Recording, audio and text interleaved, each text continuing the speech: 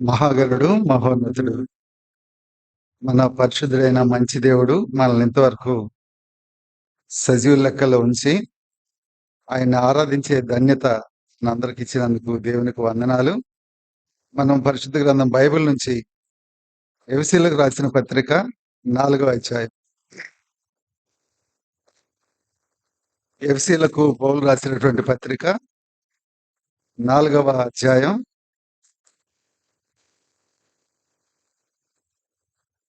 22 నుంచి 24 వచనాలు మార్చి చదువుకుందాం. 22 మీరు చదవండి.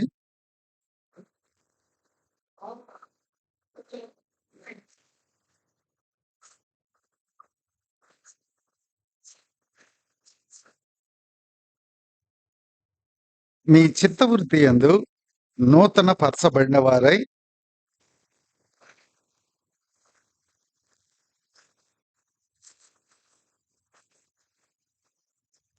చిన్న ప్రార్థన చేసుకుందాం. మా ప్రేమగల తండ్రి, జీవం కలిగిన ప్రభు, మీకు కృతజ్ఞతా స్తోత్రాలు.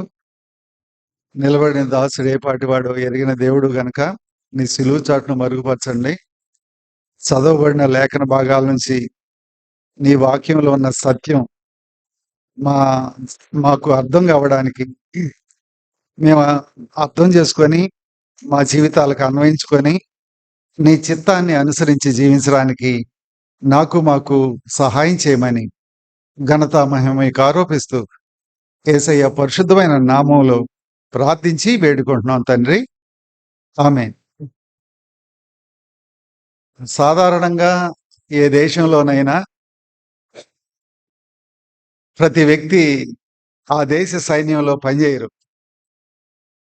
సాధారణంగా ఏ దేశంలోనైనా ఆ దేశంలో పుట్టిన ప్రతి వ్యక్తి సైన్యంలో పనిచేయరు. కొంతమందే సైన్యంలో పనిచేయడానికి వెళ్తారు.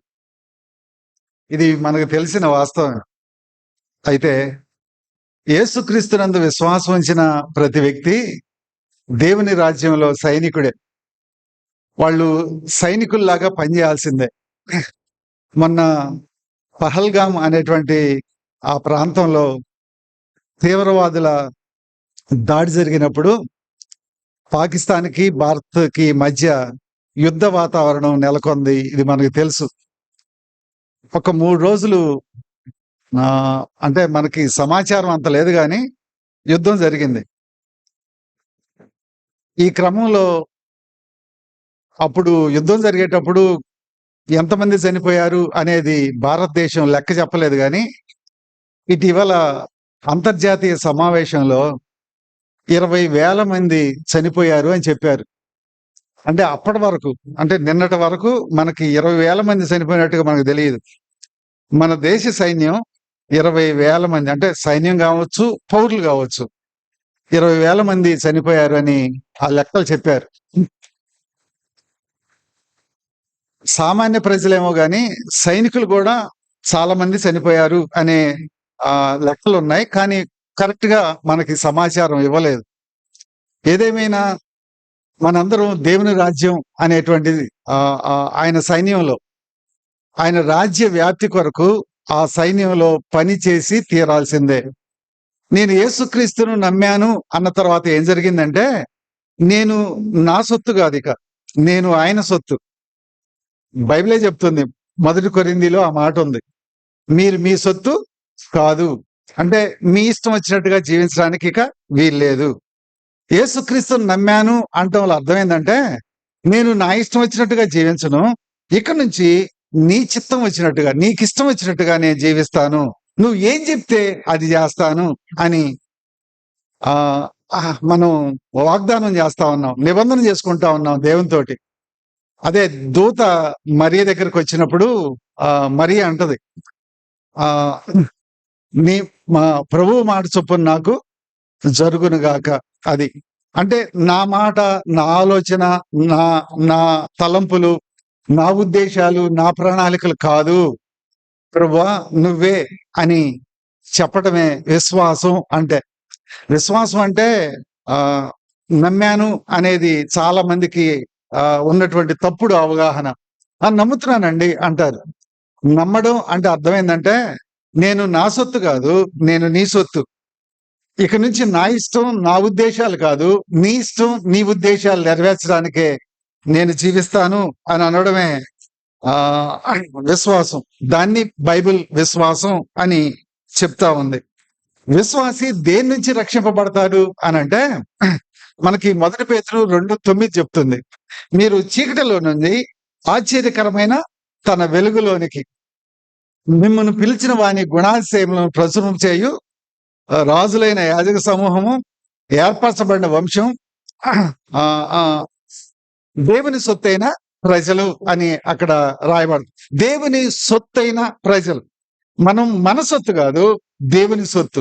మరి ఎలా దేని నుంచి రక్షింపబడ్డాం అంటే, లోకం నుంచి, లోకం తీరు నుంచి, లోక మర్యాద నుంచి, లోక వ్యవస్థ నుంచి మనం వేరయ్యాం. అది చీకటి.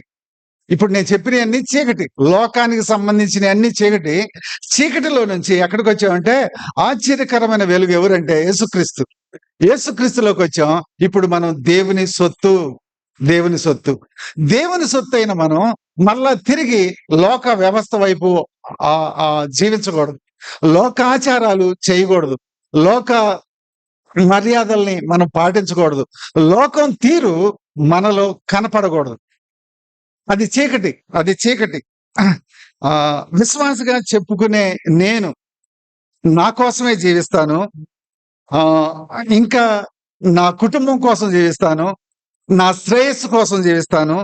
నా క్షేమం, నా ఆశలు, నా ఇష్టాలు, నా ప్రణాళికలు, నా ఆలోచనలు నెరవేర్చుకోవడానికి జీవిస్తాను అనేది అది లోకం. అది లోకం. లోకంలో ఉన్నదంతా ఏంటంటే, నా శ్రేయస్సు, నా కుటుంబం, నేను, నా ఇష్టాలు, నా ఉద్దేశాలు, నా ప్రణాళికలు, నా సుఖాలు, నా సంతోషాలు. ఇది లోకం. ఇది లోకం. అయితే ఇది నా జీవితం. నా కోసం నేను జీవించడం తప్పేంటి? ఇది లోకం వేసేటువంటి ప్రశ్న. ఇది నా లైఫ్ అండి. నా లైఫ్. నా కోసం నేను జీవిస్తే తప్పేంటి? నేను అనేది కేంద్రంగా కలిగి జీవించేదే అది లోకం. అది లోకం. ఇది దేవుని వాక్యానికి విరుద్ధం. ఇది దేవుని వెలుగుకి, సత్యానికి విరుద్ధం అని దేవుని వాక్యం చెప్తా ఉంది. మరి యథార్థమైన భక్తి ఏంటి? ఇప్పుడు చదువుకున్నాం మనం. ఇప్పుడు రండి, ఎఫెసీయులకు రాసిన పత్రిక 4:22, 23 వచనాలు చూద్దాం.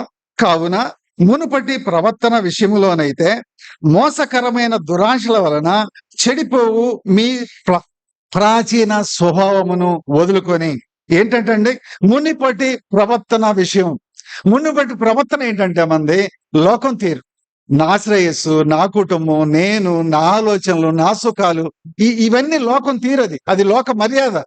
అది లోకానికి తప్పు కాదు. అరే నా లైఫ్ నాదిరా అంటారు. అది సహజంగానే మాట వాళ్ళు. కానీ నువ్వు నీ సొత్తు కాదు. ఇది విశ్వాసి గుర్తుపెట్టుకోవాల్సినటువంటి విషయం. కనుక నా సుఖం, నా శ్రేయస్సు, నా క్షేమం ఇవి కాదు కావాల్సింది. సైన్యంలో చేరిన తర్వాత యుద్ధ రంగానికి వెళ్ళేటప్పుడు నా ఆకలి, నా సుఖం, నా నా నా దప్పిక ఇలాంటివి ఏమి ఉండవు. ఇక అందుబాటులో ఉన్నవి తీసుకోవడం, శత్రు మీద యుద్ధం చేయడం, పోరాటం చేయడమే. అంతేగాని నాకు ఆకలి అవుతుంది, నాకు రెస్ట్ కావాలి, ఇలాంటివి ఉండవు. ఒక్కోసారి రోజంతా యుద్ధంలోనే ఉండాల్సి వస్తుంది. కన్ను ఆర్పకుండా యుద్ధం చేయాల్సి వస్తుంది. అలానే విశ్వాసి జీవితం అనేది యుద్ధ రంగం. మనం అదృశ్యమైనటువంటి అపవాది శక్తులతోటి మనం యుద్ధం చేస్తా ఉన్నాం. అలానే లోకంలో ఉన్నటువంటి అధికారి వాడు, లోకాధికారి వాడు, వాటి మీద, ఆ లోక వ్యవస్థ మీద మనం పోరాటం చేయాల్సిన వాళ్ళంగా ఉన్నాం. సో ఈ యుద్ధం ఆత్మ సంబంధమైంది. ఈ ఆత్మ సంబంధమైన యుద్ధంలో నా శ్రేయస్సు, నా సుఖాలు, నా సంతోషం, నా జీవితం, నా ప్రణాళికలు, ఇలాంటి వాటికి తావు లేదు అని వాక్యం మనకి చెప్తా ఉంది. మునుపటి ప్రవర్తన ఏంటంటే ఇవన్నీ నేననే దాన్ని కేంద్రంగా చేసుకొని జీవించడం. అది మునుపటి ప్రవర్తన. అది ఏం చేసిందంటే మనల్ని అనంటే, మోసకరమైన దురాశలు. మనకు తెలియకుండానే మన హృదయం మనల్ని మోసం చేసింది. మనకు నేను అనే దాన్ని ఈ హృదయంలో నింపి మనల్ని ఏం చేసిందంటే మోసం చేసింది. అరే నేను అనేది కాదు, నా దేవుడు అనే దాన్ని పక్కకు పెట్టేసి, నేను అనే దాంతో నా హృదయాన్ని నింపి నన్ను మోసం చేసింది. అందుకే ఇర్మియా అంటాడు 17:9లో, హృదయము అన్నిటికంటే మోసకరమైనది, అది ఘోరమైన వ్యాధి కలది, దాన్ని గ్రహింపగలవాడు ఎవడు. అది ఇర్మియా చెప్పేటువంటి మాట. అది ప్రాచీన స్వభావం, అది అది పాత స్వభావం, పాప పురుషుడి యొక్క స్వభావం, లోక సంబంధమైన శరీర స్వభావం. అది ఈ ప్రాచీన స్వభావాన్ని ఏం చేయమంటుంది పౌలు గారు ఏం చెప్తామని వదులుకొని వదలాల్సిన వాన్ని నేను విడిచిపెట్టను అంటే అది పాపం అవుతుంది. వదులు అన్నదాన్ని నేను విడిచిపెట్టను అని అంటే ఏమవుతుంది? అది పాపం అవుతుంది. దేవుడు పౌలు ద్వారా మాట్లాడుతా ఉన్నాడు. మునుపటి ప్రవర్తన, లోక సంబంధమైన ఆశలు, ఆ తీరు, ఆ లోక నడక, ఆ లోక మర్యాద, ఆ లోక రీతి, దేవుడు ఏమంటున్నాడంటే వదులుకోండి. ఆ శరీర స్వభావాన్ని వదులుకొని ఏం చేయాలా? 23వ వచనం, నీ చిత్త వృత్తి యందు నూతన పరచబడిన వారై. ఈ మనసు నూతన పరచబడాలి, కొత్తదిగా మారాలి. ఎలా మారుద్ది అంటే, దేవుని సత్యం మనం అనుసరిస్తా ఉన్నప్పుడు మన మనసు నూతనం పరచబడుతుంది, కొత్తదిగా మారుద్ది. మన మనసు కొత్తగా మారాలి అంటే మామూలుగా మారదు. దేవుని సత్యం మాత్రమే మన మనసును నూతన పరచుద్ది, కొత్తదిగా చేసుద్ది అని దేవుని వాక్యం చెప్తా ఉంది. ఇప్పుడు మనం ఆలోచన చేద్దాం. మనం వదులుకున్నామా? ఇది ప్రశ్న. రెండోది, నూతన పరచబడేటువంటి ఆ క్రమంలో మనం ఉన్నామా? మన మనసు నూతన పరచబడతా ఉందా లేదా? దీన్ని మనం ఆలోచించాలి. నూతన పరచబడకుండా నేను విశ్వాసిని అనుకోవటం భ్రమే అవుతుంది. మన మనసు నూతన పరచబడాలి. ఇంకా లోకం వైపు లాగేటువంటి స్వభావం మనలోనే ఉంది. శరీర స్వభావంలో మనం ఉన్నాం. ఆ స్వభావం ఎప్పుడు లోకం వైపు లాగుతా ఉంటది. అది చేస్తే బాగుంటది, ఇది చూస్తే బాగుంటది, అలాగుంటే బాగుంటది, ఈ సమాజంలో మరి ఇలా ఉండకపోతే ఎలా? ఇలాంటి మన భవిష్యత్తు ప్రణాళికలు ఏం చేస్తాయంటే ఎక్కువగా లోక వ్యవస్థ వైపు లాగే ప్రమాదం ఉంది. అందుకే పౌలు నిక్కచ్చిగా ఏం చెప్పాడంటే వదులుకోవాలి. లోకాన్ని, దాని తీరుని, దాని ఆచారాలని వదులుకోవాల్సిందే వాక్యం చెప్తా ఉంది. లూకా సువార్త 9వ అధ్యాయం. ఆ వదులుకోవటం అంటే ఏంటి? నూతన పరచబడడం అంటే ఏంటి? లూకా సువార్త 9వ అధ్యాయం 23-24 వచనాలు చదువుకుందాం. 23-24. మరియు ఆయన అందరితో ఇట్లనెను, ఎవడైనా నన్ను వెంబడించగోరిన ఎడల తన్ను తాను ఏం చేయాలంటే ఉపేక్షించుకోవాలి. అంటే నా శ్రేయస్సు, నా క్షేమం, నా సుఖం, నా సంతోషం, నా ఆలోచనలు, నా ప్రణాళికలు, నా ఉద్దేశాలు, ఇవి ఏం చేయాలంటే ఉపేక్షించుకోవాలి. నాకు నచ్చిందండి, నాకు ఇష్టమైందండి, ఏంటయ్యా అలా మాట్లాడుతున్నావు? నా ఇష్టం అనకూడదు. ఏంది ఎలా చేస్తున్నావు? నా ఇష్టం, నా జీవితం, నా ఇష్టం. ఇది లోకం, ఇది క్రీస్తు వెలుగుకు సంబంధించిన, సత్యానికి సంబంధించిన జీవితం కాదు. చదవండి ఆ మాటని. తను తాను ఉపేక్షించుకొని ప్రతి దినము తన సిలువనెత్తుకొని ఏం చేయాలంట? దేవుణ్ణి, క్రీస్తుని వెంబడించాలి. నేను క్రీస్తు అడుగు జాడల్లోనే నడవాలి. ఇది దేవుడు నాకు నిర్దేశించినటువంటి మార్గం. నేను క్రీస్తు అడుగు జాడల్లోనే నడవాలి. లోక వ్యవస్థ నుంచి, లోక మర్యాద నుంచి, శరీర స్వభావం నుంచి నన్ను బయటికి తీసుకురావడానికే యేసుక్రీస్తు వారు శిలువ మరణం పొందారు. ఆయన నీ కోసం, నా కోసం ప్రాణం పెట్టాడు అని దేవుని వాక్యం చెప్తా ఉంది. నన్ను తన విలువైన రక్తం ద్వారా కొనుక్కున్నాడు. మనం విలువ పెట్టి కొనబడిన వారు ఆయన సొత్తు గనక ఇప్పుడు నా కోసం, నా నిమిత్తం, నన్ను బట్టి నా జీవితం ఉండకూడదు. కొద్దిగా కఠినంగా అనిపిస్తున్నా ఇవి దేవుడు వాక్యం ద్వారా చెప్పే సత్యాలు. మరలా చెప్తాను, నా కోసం, నా నిమిత్తం, నన్ను బట్టి నా జీవితం ఉండకూడదు. చాలా సార్లు మన జీవితాలు ఇలానే ఉంటాయి. నన్ను బట్టే జీవిస్తా, నా నిమిత్తమే బతుకుతా, నా కోసమే జీవిస్తా. ఇలా కాదనే వాళ్ళు ఎవరో చెప్పండి. నిజానికి మనందరం ఇలానే జీవించాలి. ఎలా? నా కోసం జీవించకూడదు. మరి ఎలా జీవించాలి? కొలస్సీలు రాసిన పత్రిక 1 అధ్యాయం 16 వచనం. కొలస్స 1:16. కొలస్స 1:16. ఆ! భూ భూమి యందున్నవి ఆ! హ్మ్. హ్మ్. హ్మ్. హ్మ్. హ్మ్. హ్మ్. హ్మ్. ఒకసారి చూడండి. సర్వమును ఆయన యందు సృజింపబడును. ఆ సర్వం దేనికి? ఆ! ఆయన ద్వారాను, ఆయనను బట్టియు సృజింపబడెను. సర్వమును ఆయన యందు, ఆయన ద్వారా, ఆయన్ని బట్టి సృజింపబడితే, నేనిప్పుడు నా కోసం, నా నిమిత్తం నన్ను బట్టి జీవిస్తే అదేమవుతది? ఆయన సృష్టించింది ఎందుకంటే, ఆయన నిన్ను నన్ను కొనుక్కుంది ఎందుకంటే, ఆయన కోసం, ఆయన బట్టి, ఆయన నిమిత్తం బతకాలని. క్రీస్తుని బట్టి, క్రీస్తు కోసం, క్రీస్తు నిమిత్తం బతకడానికి మనల్ని ఆయన కొనుక్కుంటే, ఇప్పుడు నేనేమంటున్నానంటే, నేను నమ్మాను అని చెప్పి, నా కోసం, నన్ను బట్టి, నా నిమిత్తం బతుకుతున్నా. దీన్నేమంటారు చెప్పండి? దీన్నేమంటారు? పాపం అంటారు. పాపం అంటారు. అన్నా మీరు తింటారు గదా! ఎవరి కోసం తింటారని అడగండి చెప్తాను నేను. బట్టలేసుకుంటారు గదా! ఎవరి కోసం యేసుకుంటారని అడగండి జెప్తాను. ఉద్యోగం జేస్తారు గదా! ఎందుకు ఆ ఉద్యోగం ఎవరి కోసం అని అడగండి నేను చెప్తాను.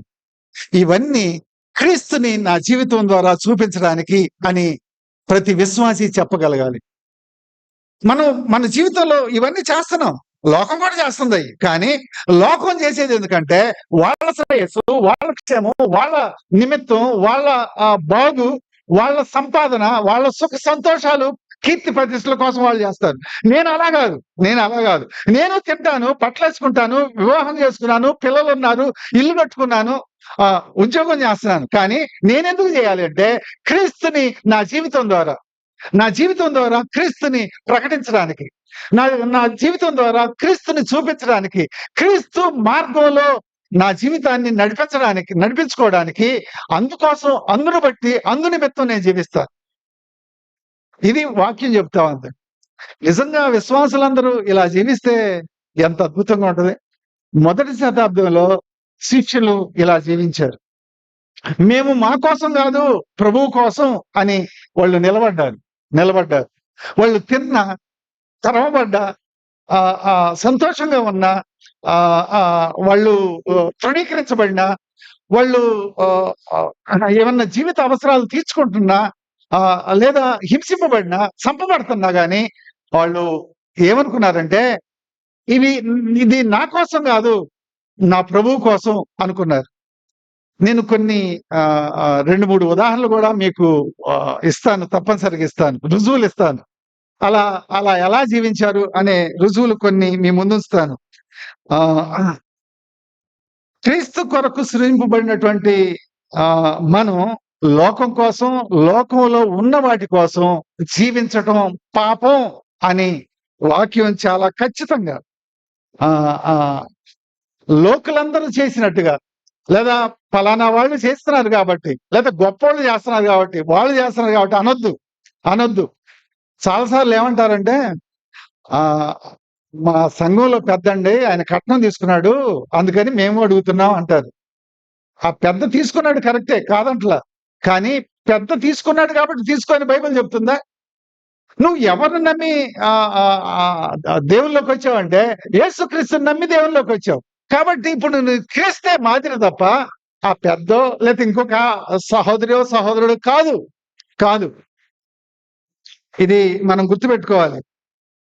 పాపం నుంచి రక్షించడానికి యేసయ్య ప్రాణం పెట్టాడని నమ్మిన మనం, ఆ రక్షణను రుజువు చేస్తూ ప్రాచీన స్వభావాన్ని వదులుకోవాలి. మనసు నూతన పరచబడేటువంటి కొత్త జీవితం ప్రభువు కోసం జీవించాలి. క్రొత్త జీవితం ఏందంటే, పాత జీవితం ఏమో నా కోసం, నా నిమిత్తం, నన్ను బట్టి జీవించేది పాత జీవితం. క్రీస్తు కోసం, క్రీస్తుని బట్టి, క్రీస్తు నిమిత్తం జీవించేది చెప్పండి? కొత్త జీవితం. ఇది ఉందా? ఇది ఉందా మనకి? మనం ఆలోచించాలి. నేను నా కొరకే జీవిస్తే అది అర్థం పర్థం లేని జీవితం. దానికో అర్థం ఉండదు, పర్థం ఉండదు. నా కోసం ఎందుకు జీవించకూడదో కూడా బైబిల్ చెప్తా ఉంది. ఒకవేళ అలా జీవిస్తే ఆ జీవితం ఏంటంటే అర్థం పర్థం లేని జీవితం. వ్యర్థమైన జీవితం. ఇది జీవితాన్ని పాడు చేసుకోవడమే. నా కోసం జీవించడం అని అంటే అర్థం ఏందంటే, నా జీవితాన్ని పాడు చేసుకోవడమే. మీరనుకుంటారు, మరి చాలా మంది బ్రహ్మాండంగా ఉన్నారు గదా! అని. వాళ్ళందరూ జీవితాలు పాడు చేసుకుంటున్నారని వాక్యం చెప్తా ఉంది. నేను చెప్పట్లా, వాక్యమే చెప్తా ఉంది. కోరహు కుమారులు వాళ్ళు చాలా బాధపడ్డారు. సారీ, కోరహు కుమారులు ఆసాపు. చాలా బాధపడుతూ 77వ కీర్తన అనుకుంటాను. చాలా హృదయంలో వేదన పడుతూ వాళ్ళు వేదన వ్యక్తం చేశారు. దేవా, వాళ్ళు బాగా తింటున్నారు, కొవ్వు పట్టున్నారు, వాళ్ళ కళ్ళు మెరకలై చూస్తా ఉన్నాయి, వాళ్ళకి అడ్డు అదుపు లేదు, వాళ్ళు బ్రహ్మాండంగా బతుకుతున్నారు. భక్తి చేసిన నాకేమో ఏంటి ఈ కష్టాలు, ఈ శ్రమలు అని చెప్పి దేవుడిని వాళ్ళు అడిగినప్పుడు, దేవుడు వాళ్ళు ఒకసారి దేవుణ్ణి ఆ గతంలో ఇశ్రాయేలు పట్ల చేసిన కార్యాలను జ్ఞాపకం చేసుకున్నప్పుడు కళ్ళు తెరవబడతాయి. లేదయ్యా, నేను వాళ్ళు చాలా బాగున్నారు అనుకుంటాను. నిశ్చయముగా వాళ్ళు కాలు జారు చోటనే ఉన్నారు అని ఆ భక్తులు అంటారు. అలా మనకు లోకంలో చాలా బ్రహ్మాండంగా కనపడేవాళ్ళు చాలా మంది ఉంటారు. మన కంటికి, లేతే మన వినికిడికి చాలా మంది చాలా అద్భుతంగా జీవిస్తున్నారు. మనమే మన బతుకులు ఎట్టయిపోయినాయి అన్నట్టుగా ప్రపంచంలో మనం చూస్తా ఉంటాం. భ్రమపడొద్దు. ఆ భ్రమకి మోసపోవద్దు. అవన్నీ భ్రమలే. అవన్నీ వ్యర్థం. అదంతా గాలిని పోగేసుకున్నట్టే. ఆ జీవితం వ్యర్థమైంది అని నేను చెప్పట్లేదు. జ్ఞాని అయిన సొలొమోను చెబుతున్నాడు ఈ మాటలు. ఎలా చెప్తున్నాడు? ప్రసంగి 2:11 చూడండి. ప్రసంగి 2:11.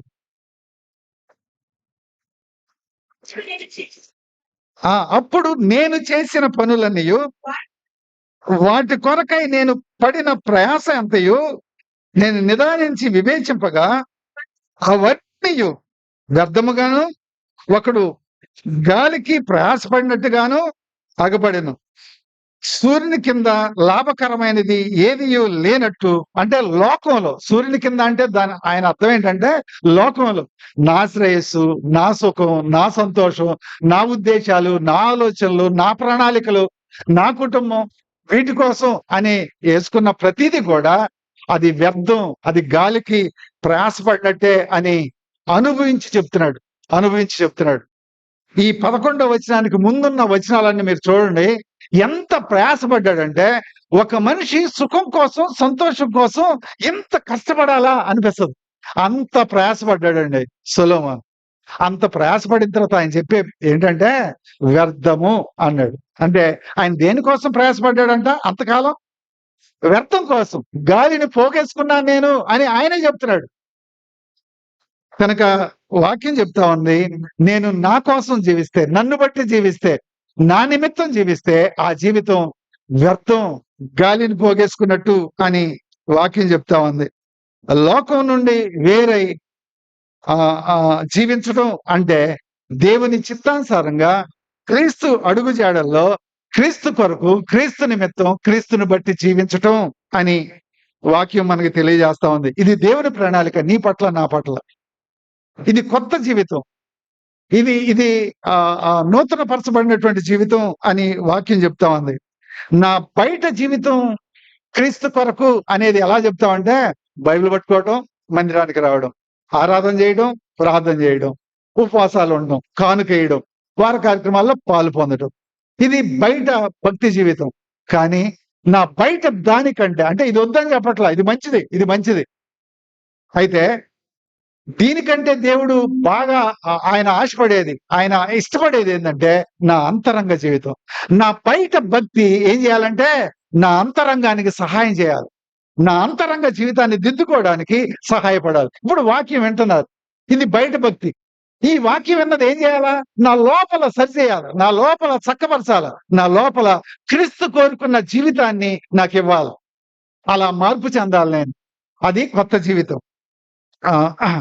నేను రక్షింపబడ్డాను అన్నప్పుడు నాకేం జరిగింది? నేను రక్షింపబడ్డాను అన్నప్పుడు నాకేం జరుగుద్దంటే, ఆహ్, నేను నా కోసం జీవించింది ఇంక చాలు. నేను నా కోసం ప్రయాసపడి, నా జీవితం పరమ దరిద్రంగా చేసుకున్నాను. ఇది నా జీవితంలో కరెక్ట్. నేనిప్పుడు చెప్తున్న స్టేట్‌మెంటు నా జీవితంలో కరెక్ట్ అనమాట.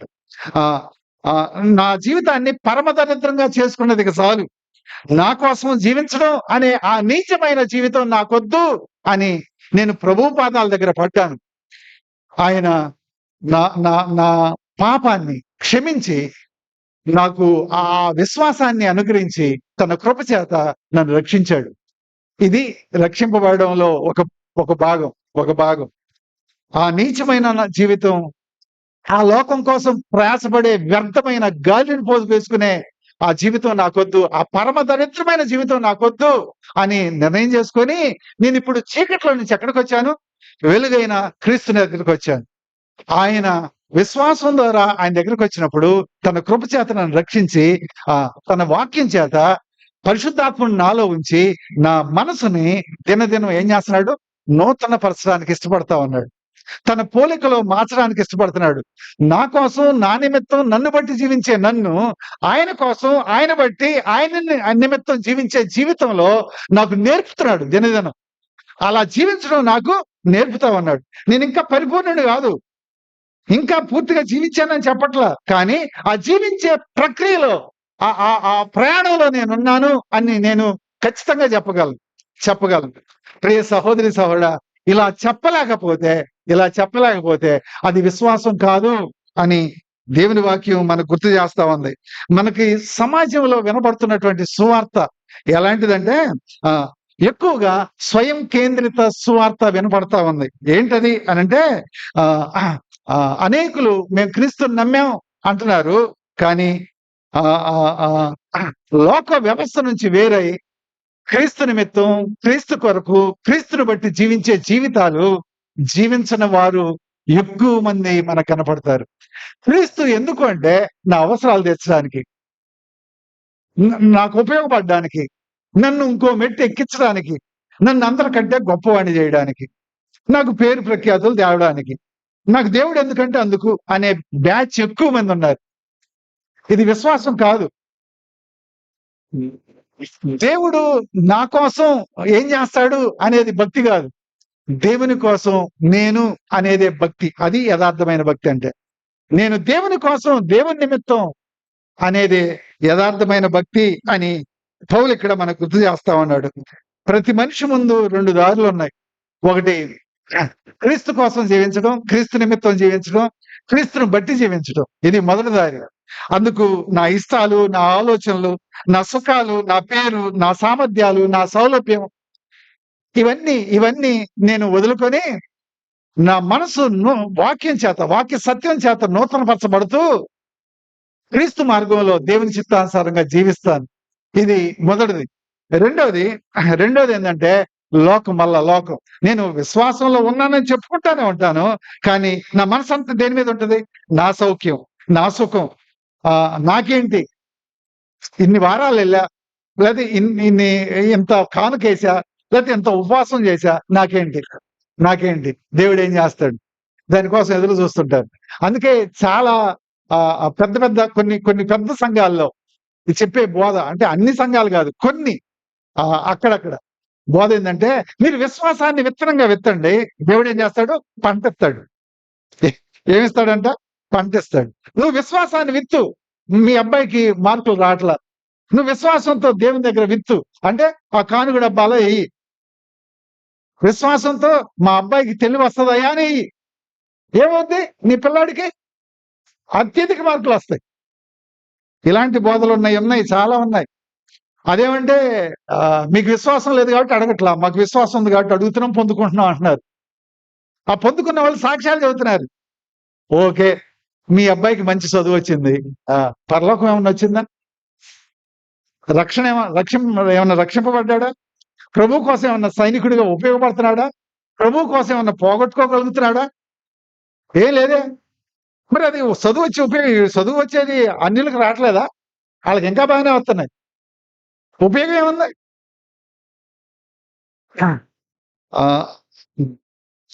నేను నా కోసం నన్ను బట్టి నా నిమిత్తం జీవించడం ఇది రెండో మార్గం.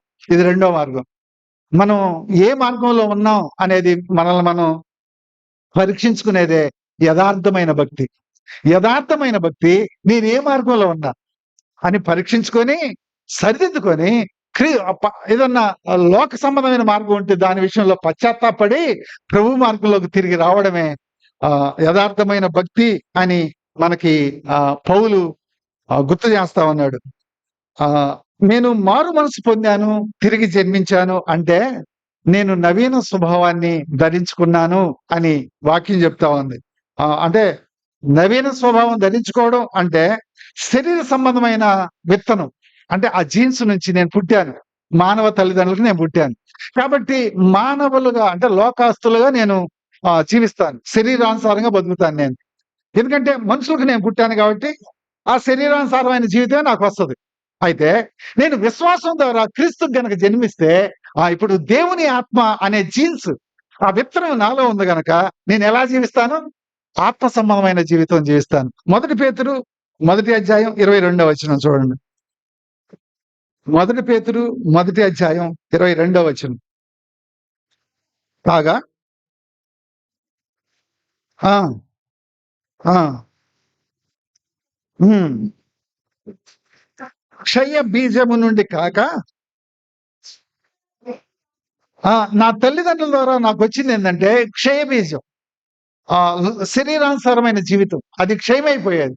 అయితే దేవుని ద్వారా యేసుక్రీస్తునందు విశ్వాసం ద్వారా నాకేమొచ్చింది అనంటే శాశ్వతమగు జీవం గల దేవుని వాక్య మూలంగా అక్షయ బీజము నుండి పుట్టిన వారు కనుక మనం ఎవరమంటండి? అక్షయ బీజం. అంటే క్షయము కానటువంటి బీజం. శాశ్వతంగా ఉండేటువంటి విత్తనం నుంచి మనం పుట్టింపబడ్డాం. కనుక మనం అక్షయమైనటువంటి లేదా ఆత్మ సంబంధమైనటువంటి జీవితం జీవించాలి అని దేవుని వాక్యం గుర్తు చేస్తా ఉంది. ఇంకొక వాక్యం చూడండి. 1 యోహాను పత్రిక 3:9 చూడండి. 1 యోహాను పత్రిక 3 అధ్యాయం 9వ వచనం. దేవుని మూలముగా పుట్టిన వాడెవడును ప్రతి వాడును ప్రతి వానిలో ఆయన బీజము నిలుచును గనుక వాడు పాపము చేయడు. వాడు దేవుని మూలముగా పుట్టినవాడు గనక అంటే పాపం చేయజాలంటే ఇక్కడ అర్థం చేసుకోవాలంటే ఆ లోక వ్యవస్థ వైపు వెళ్ళడు, లోక రీతిని నడవడు, లోక మర్యాదని అనుసరించడు. తన కోసం తన నిమిత్తం తనను బట్టి జీవించాల్సిందే, నా కోసం బతకాల్సిందే అనే అలా ముందుకు కొనసాగడు.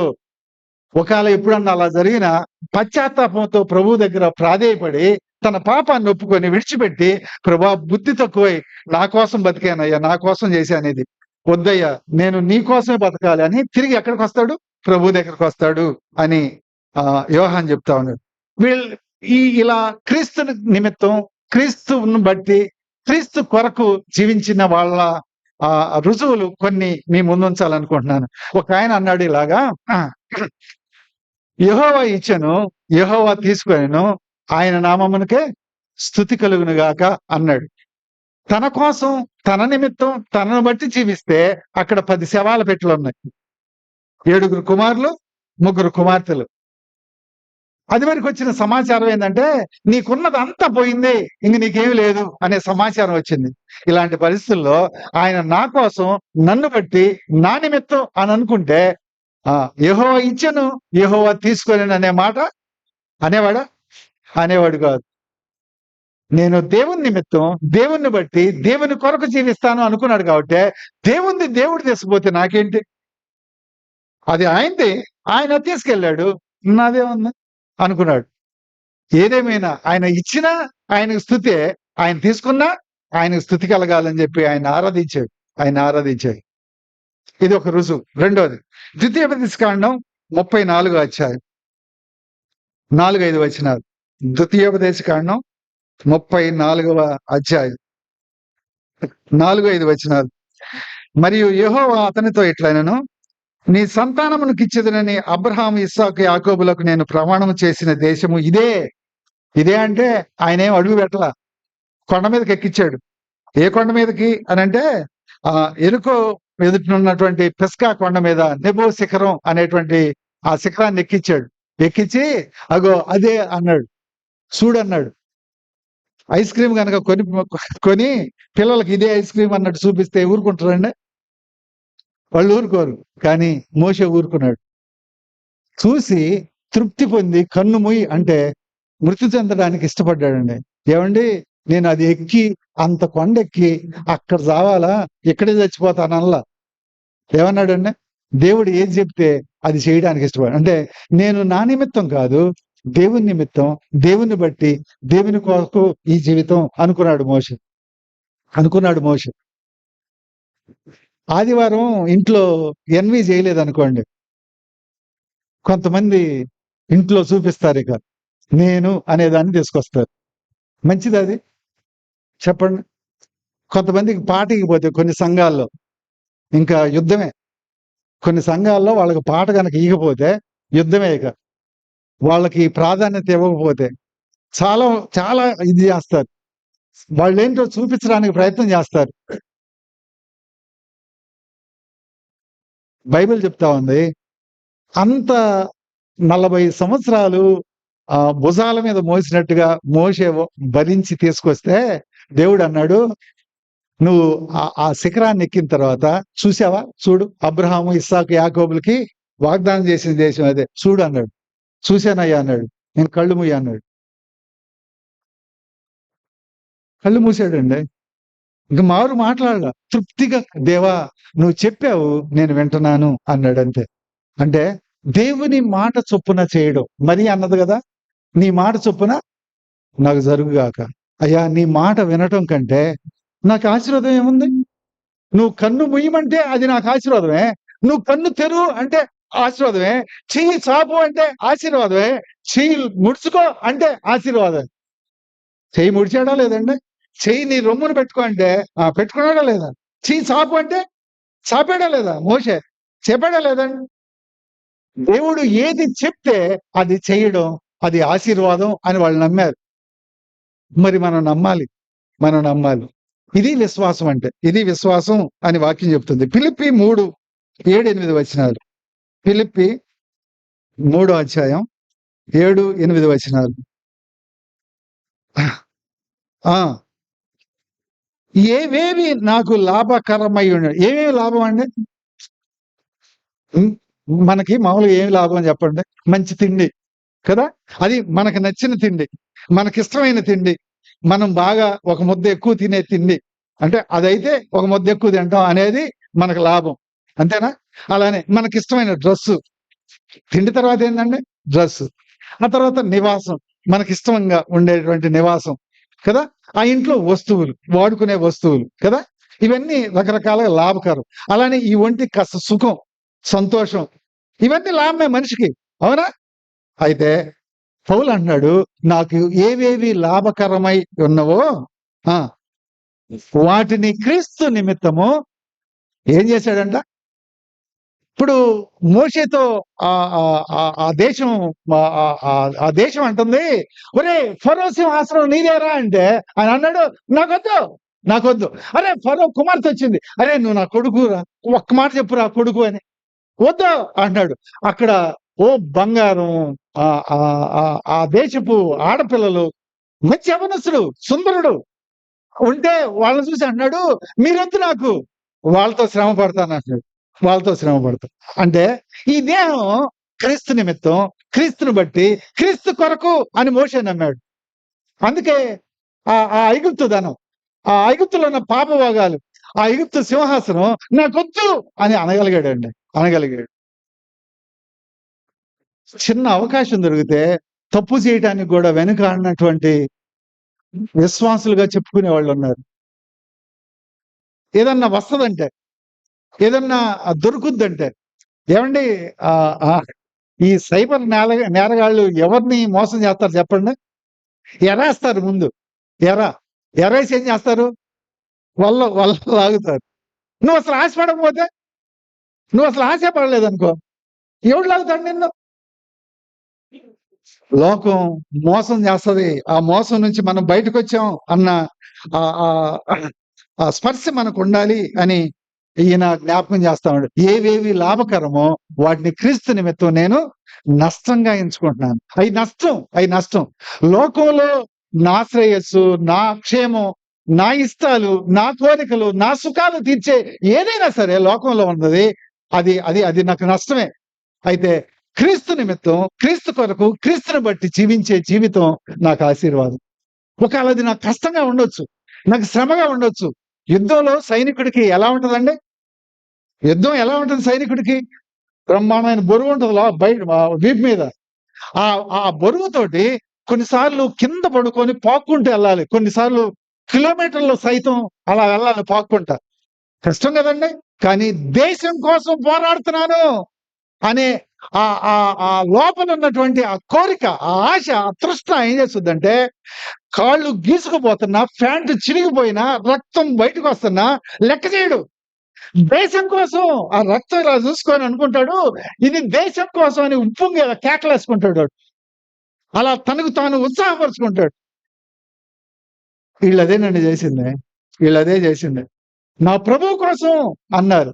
అందుకే సింహాలకు ఆహారంగా వేయబడ్డారు. ఒంటి మీద తారు పోసి అగ్గిపుల్ల గీస్తే మండుతా, దేవుని కోసం మండుతున్నాం అని ప్రాణాలు ఇవ్వడానికి ఇష్టపడ్డారు. క్రీస్తు కొరకు వాళ్ళు వెలిగారు. మనం ఇక్కడున్న అందరం ఒంటి మీద బట్టలున్నాయంటే మిషనరీలు వెలిగారు. మన కోసం వెలిగారు. మన కోసం తన్నులు తిన్నారు. మన కోసం ఉమ్మేయించుకున్నారు. మన కోసం వాళ్ళు బహిష్కరింపబడ్డారు, తృణీకరింపబడ్డారు, త్రోసివేయబడ్డారు, ఎగతాళి చేయబడ్డారు, కొట్టబడ్డారు. ఇవన్నీ చేయబట్టి ఈరోజు చక్కగా ఫ్యాన్ల కింద ఇలా ఉండి హాయిగా దేవుడి యొక్క వచనాలు ఆ ఉమ్, ఉమ్, ఆ, ఆ. కుప్రియలో కొందరును, కురేనిలో కొందరును వారిలో ఉండిరి. వీరు అంత్యకు వచ్చి గ్రీస్ దేశ వారితో మాట్లాడుచు ప్రభు అయిన యేసును గూర్చిన సువార్తను ప్రకటించిరి. ప్రభు హస్తం వారికి తోడైనను గనక నమ్మిన వారు అనేకులు ప్రభువు తట్టు తిరిగిరి. యెరూషలేములో హింస కలిగింది. యెరూషలేములో హింస కలిగితే వాళ్ళు ఉన్న పాటున వాళ్ళ ఇల్లు, ఉద్యోగాలు, పనులు, వ్యాపారాలు, వాళ్ళ పిల్లల చదువులు, భవిష్యత్తు మొత్తం విడిచిపెట్టి పారిపోవాల్సి వచ్చింది. ఒకసారి మీరు ఊహించండి, మీరున్న ఇల్లు, ప్రాంతం విడిచి మొత్తం ఉన్నట్టుగా వదిలిపెట్టి వేరే ప్రాంతానికి పారిపోవాల్సి వస్తే ఎలా ఉంటుంది మన పరిస్థితి? ఎంత దారుణంగా ఉంటుందో ఆలోచించండి.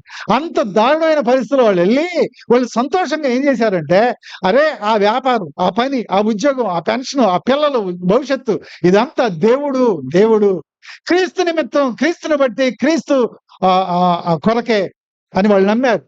అందుకే వాళ్ళు ఇతర ప్రాంతాలైనటువంటి కుప్ర, ఫినీకే, అంతియోక ఆ ప్రాంతాలకు వెళ్ళి అక్కడ మళ్ళా ఏం చేశారు?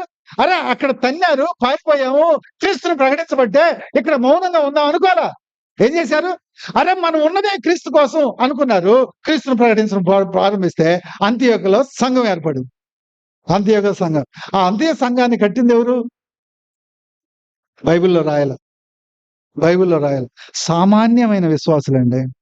సామాన్యమైన విశ్వాసులు అంతియోకులో సంఘాన్ని కడితే ఆ అంతియోక సంఘం పౌలును ఆదరించింది, పౌలుని వాడుకుంది, పౌలుని ప్రపంచానికి ఈ మిషనరీ ప్రయాణాల కోసం సహకారం ఇచ్చి ప్రపంచ మిషనరీగా ప్రపంచం మీదకి పంపించింది. ఒక సామాన్యమైన విశ్వాసులు క్రీస్తుని కొరకు, క్రీస్తు నిమిత్తం, క్రీస్తుని బట్టి జీవించాలన్న తపనతోటి ఆ సంఘం ఏర్పడి అపోస్తులైన పౌలు లాంటి గొప్ప సేవకుడిని ప్రపంచానికి అందించిందండి. ఆయన ఒక్కడే కాదు, ఇంకా అనేక మంది మిషనరీలని అంత్యోక సంఘం అక్కడి నుంచి పంపించింది. అంతేకాదు యెరూషలేములో అగబు అనే ఆయన వచ్చి కరువు వస్తుందని ప్రకటించినప్పుడు ఆ యూదయ ప్రాంతానికి అంత్యోక సంఘం తమకున్న దానికంటే ఎక్కువగా దాతృత్వాన్ని, సహాయ సహకారాల్ని ఆ కరువులో యూదయ ప్రాంతంలో ఉన్నటువంటి వారికి, క్రైస్తవులకు పంపించింది. వాళ్ళ పేర్లు ఒక్కటి కూడా బైబిల్లో రాయబడలా. వాళ్ళ పేర్లు రాయబడలా. కానీ ఎక్కడ రాయబడ్డాయంటే జీవ గ్రంథంలో రాయబడ్డాయి. మన పేరు సియోన్‌లోనో, షాలోములోనో, బేతనీలో కాదండి ఉండాల్సింది. జీవగ్రంథంలో. ఇక్కడుంటే ఏముంది? ఇక్కడుంటే ఏ ప్రయోజనం? ఇక్కడ పేరు కోసం కాదు.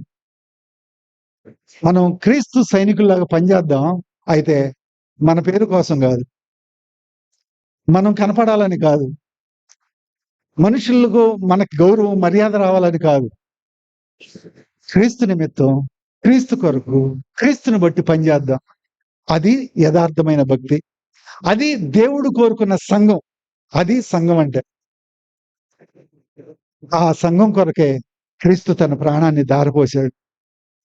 పరిశుద్ధాత్మని పరిశుద్ధాత్మ దేవుడిని వరంగా ఇచ్చాడు. దినదినం మనల్ని నూతన పరచబడటానికి దేవుని కుడిపార్శ్వాన ఉండి విజ్ఞాపన చేస్తున్నాడు. ఈ మూడంతల భద్రత కంచె నీ చుట్టూ, నా చుట్టూ దేవుడు ఎందుకేశాడంటే, నా కోసం, నా నిమిత్తం, నన్ను బట్టి జీవించడానికి కాదు. దేవుని కోసం, దేవుని బట్టి దేవుని నిమిత్తం జీవించడానికి. మీరంటారు, మొదటి శతాబ్దంలో కొంతమందిని చూపించారు. పాత నిబంధనలో మందిని చూపించారు. ఇప్పుడెవరున్నారండి అంటారేమో మీరు. ఇప్పుడు కూడా ఉన్నారు. అద్భుతంగా పరిచయం చేస్తున్నారు. గ్రాహం స్టెయిన్స్ ఎప్పుడోడండి. అలానే ప్రొఫెసర్ ఇనాక్ గారని ఆయన మీరు విన్నారు కదా ఈ పేరు. ప్రభు కోసం ప్రాణాన్ని పోగొట్టుకోవడానికి ఇష్టపడ్డాడు. ఇలా ఎంతో మంది ఉన్నారు. క్రీస్తు కోసం మనందరం సైన్యం. సైన్యంలో ఉంటావా? సెలవు తీసుకుంటావా? నీ ఇష్టం. నాకు సెలవు కావాలండి, నేను పనికిరాను అని సెలవు తీసుకుంటావో, దేవుని రాజ్యంలో సైనికుడిగా పనిచేస్తావు. రెండే మన ముందుంది. సెలవు తీసుకుంటే నీ కోసం, నీ నిమిత్తం, నిన్ను బట్టి జీవించవచ్చు. కానీ నిత్యత్వాన్ని పోగొట్టుకుంటావు. పరమ దరిద్రమైన మళ్ళా ఆ జీవితానికి వెళ్ళిపోతావు. అది నీచమైంది, పరమ దరిద్రమైంది. అయితే ఆశీర్వాదకరమైంది, నీ జీవితానికి జీవాన్ని ఇచ్చేది, నిత్యత్వంలో అక్షయుడిగా నిన్ను నడిపించేది క్రీస్తు మార్గం. క్రీస్తు కొరకు, క్రీస్తు నిమిత్తం, క్రీస్తు బట్టి జీవించడం. అది యథార్థమైన భక్తి అని పౌలు తాను నడిచి మనకు రాశాడు. నీతియు యథార్థమైన భక్తియు గలవారై దేవుని పోలికగా సృష్టింపబడిన నవీన స్వభావమును ఏం చేయాలంటే మనం ధరించుకోవాలి. ప్రార్థన చేసుకుందాం తల్ల వంచండి. నిజాయితీగా మనం పరీక్షించుకుందాం. మన జీవితం ఎవరి సొత్తు? ఎవరు మనల్ని రక్షించారు? ఎవరు మన కోసం ప్రాణం పెట్టారు? ఎవరు మనకి నిత్యత్వాన్ని, ఆ వెలుగు రాజ్యాన్ని, ఆ పరలోకాన్ని, శాశ్వతమైన దాన్ని, దేవుడే నివాసం చేసే ఆ రాజ్యాన్ని మనకి వారసత్వంగా ఇవ్వడానికి ఇష్టపడతామన్నారు. ఇంకా ఎంతకాలం లోకంలో, లోకం తీరులో, లోక మర్యాదలో, లోక ఆచారాల్లో, లోక వ్యవస్థలో కూరుకుపోతావు.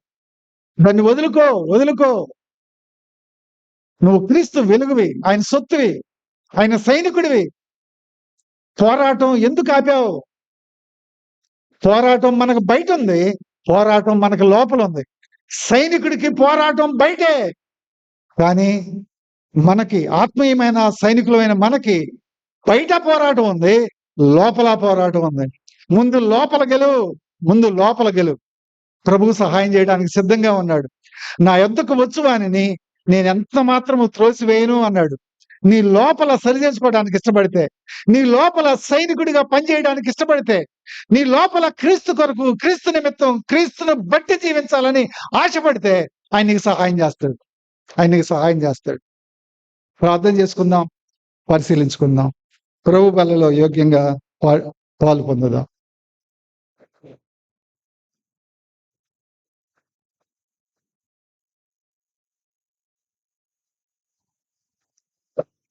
అందరూ అలాగే ప్రార్థనలో ఉండండి.